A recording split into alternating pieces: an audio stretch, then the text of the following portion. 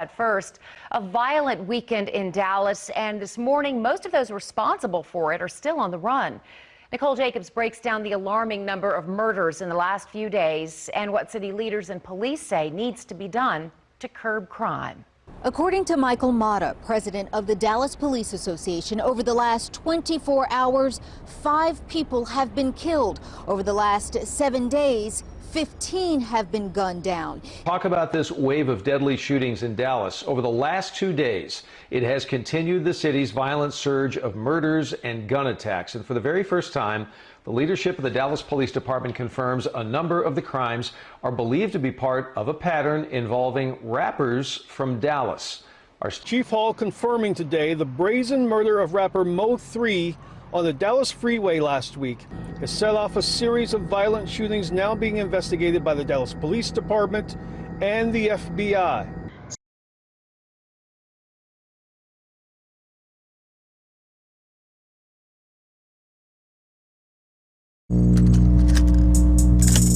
So these crazy fast hi-hat triplets, they are the hallmark of the trap sound. A sound that's been steadily working its way from the Atlanta streets into the mainstream for nearly 2 decades. Nare and I are going to try to make a beat inspired by the trap sound.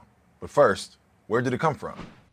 Today, T.I. and Gucci Mane are both claiming to be fathers of the genre. And no disrespect to the 2 major innovators of trap music, but trap's roots actually go back further to the mid-90s. That's when the term trap really started showing up in hip-hop lyrics. The word was popularized in Atlanta as slang for a place where drug deals go down. It's about a lifestyle where you are dealing drugs and it's a trap, right? That you can't really get out of it, or you can go to jail or something like that. References to the trap as a place started appearing in music by many Atlanta rappers. No, I never do commentaries on my channel notes. And so this video is to educate people on drill music, on where it came from, how it started, where the word drill came from. Doing 100,000, ran through 100,000 bodies, dropping tools, popping Drill City, we known for violence. Let's start with the founder and father of the word drill and drill music, Pac-Man from Drill City. RP to him. Now, Pac-Man didn't really make drill music. He created the word drill. He created the word, and his definition of how he used it, it literally means what drill music is, which is like killing niggas. You know, go kill a nigga. Type shit like that. He used it a lot in his music, but he wasn't really a drill rapper. The first drill rapper, in my opinion, is King Louie, who also came out around that same time from the same area as Pac-Man.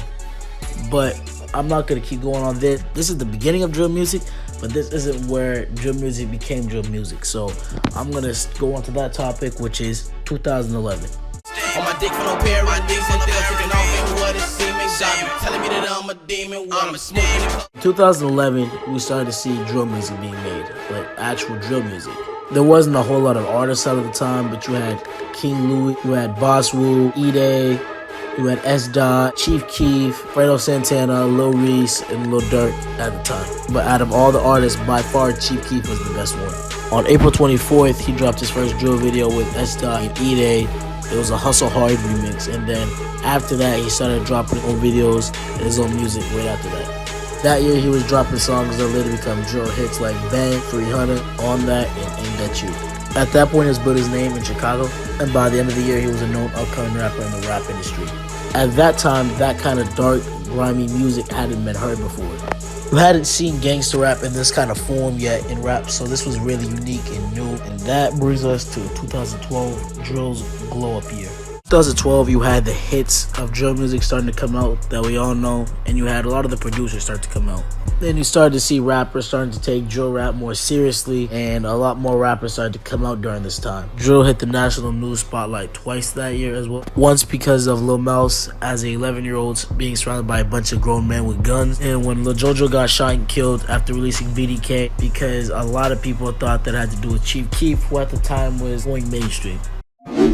What's good, YouTube? It's Most Titan. Today, we're going to talk about how Tuka became the most disrespected person in rap history. If you listen to any type of Chicago rap, you probably heard the name before. And if you clicked on this video, I'm assuming you're in the same boat I was in, wondering why they dissed this man so much. So I did my research, and the answer even crazier than I expected. I'm really not trying to make another video like this because it's kind of dark, and I didn't realize that until I was halfway done with it, and I wasn't trying to scrap it. What really sparked me to make this video is this. I'm sitting, chilling, then I come across King Von laid as this.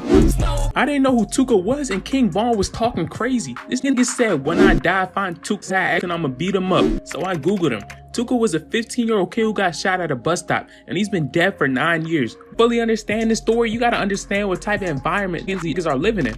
In Chicago, 80% of the murders go unresolved. The type of shit these niggas on, you would think they in Afghanistan, but they in Chicago. And this story takes place down by 64th and Martin Luther King Drive, better known as Old Block, the most dangerous street in Chicago and one of the most dangerous streets in America. It's two main sets there, GDs, Gangster Disciples, and BDs, Black Disciples, and they've been raised ever since they were young to hate each other. Fuck two.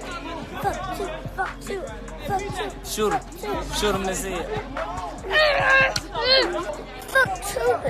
Niggas like Lil Reese, Chief Keef, 600 Breezy, Lil Durk, and King Von are all BDs, and they had crazy success, while their ops really had no big rappers. So when niggas out there talking crazy about GDs in their rap, there's no one that can say this shit.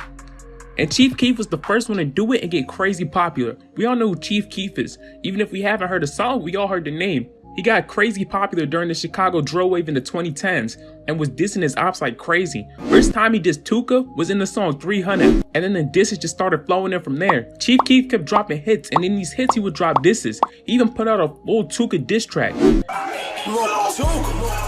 bitch. I'm off Tuka. I'm on Tuka. I'm smoking Tuka. Keep in mind that nigga was 15 when he died, and the song was released 5 years afterwards. These Chicago niggas are a different breed. They always talking about smoking Op Pack. New Op Pack in the air, this gas or what? He'll still be alive right now, you can gas him up. But the craziest thing is, smoking Tuka didn't even start out as a diss. Before Tupac died, he said he wanted his ashes smoked, and his men did it. That after Tupac died, the outlaw smoked his ashes. Is that true? Yeah, it's definitely true. So the GDs started saying it about Tuka as a sign of respect, but then the BDs would mock them, and Chief Keef made it go crazy by putting it on all of his songs. He was always dissing his ops, and Lil Durk was doing it a little too. Like when he went to Tuka bus stop and said this. Hey, this bus stop right here though, this a real famous place, you hear me? This is a real famous place, big. Hey, this bus stop, that's a real famous place, big. I ain't gonna lie to you. But Chief Keef and Lil Durk later inspired niggas like King Von, who took it to the next level, was doing the smartest, most disrespectful thing, just turning them niggas into a meme. King Von will always talk about 63rd, which is partly the reason why he got so successful. King Von said, "Boy, we put in work from 64th and from 65th, we not from 63rd." If you're enjoying the video, but something else that's kind of crazy is that those streets are literally 2 minutes away from each other. I thought that wish was on the other side of the city. These niggas grew up hating each other and living 2 minutes away.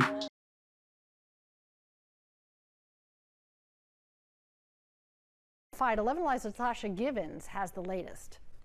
Well, this is an active crime scene with 2 parking lots partially roped off, and GBI investigators still here on scene. This shooting made national headlines as officials confirmed one of the 3 people shot and killed was rapper King Von from Chicago, who was here last night with friends. Of course I'd love someone want to kill me. I'm a very disrespectful person. I know what I did in my lifetime. But first, we begin this hour 18 with several breaking stories, including gunfire steps from the Mag Mile on Oak Street. We know 3 people have been shot. The man and woman were seriously injured in the shooting, but their friend, a rising Chicago rapper, did not survive. I love Chris I Rich. heard like a machine gun going off. Howard Gordon happened to be standing outside his convenience store. His store surveillance captured the horrific sounds. I knew for sure this was gunshots. It was real crazy that would happen right here in this area, out of nowhere. It was quiet and peaceful, and shopping going on, then shots rang out. Alright, we gotta talk about the FBG Duck situation. And I've seen people on social media making jokes about it. I don't think they realize the horrific consequences that's gonna happen as a result of this. FBG Duck was killed in broad daylight in busy downtown Chicago, right next to Saks Fifth and Dolce & Gabbana in the Gold Coast. This is like the high-end luxurious shopping area of the city. Him getting killed there is like someone getting shot on Fifth Avenue in New York, or a drive-by on Rodeo Drive in LA.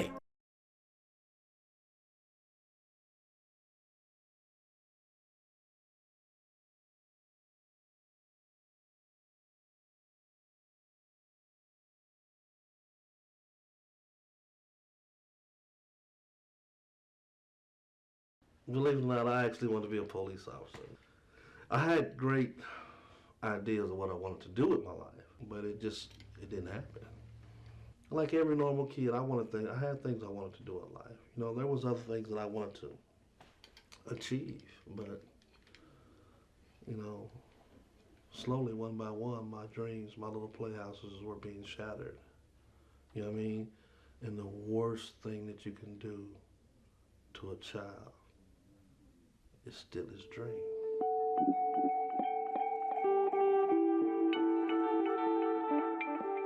Yeah, my name is John Parker, also known as K-Man.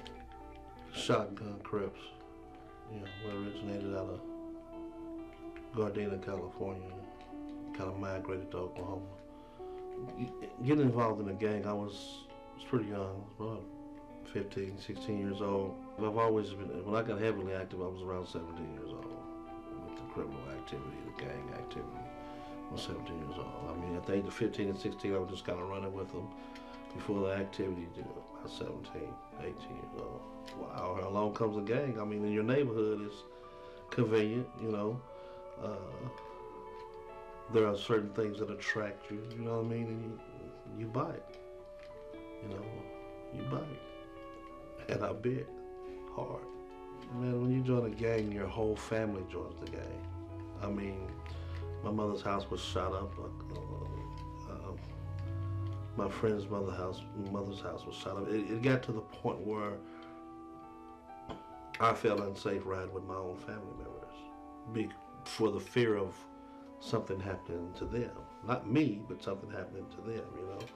Like I said, you gravitate to the negative. You know, you don't, it's not you go to sleep one day and you wake up and you're a full-fledged gang member. It's a process. It's a processing period. You know, it starts with ditching class, ditching school, the alcohol, the girls, you know. It gravitates to, hey, there's a car running, let's get in that car. Still in the car, which was joyride, you know what I mean? You know, it just progressed. The criminal activity progresses and progresses and progresses, and it starts with violence, and you know, it ends in violence. I actually was at a nightclub and got involved in an altercation with a couple of guys, and I shot one of the guys.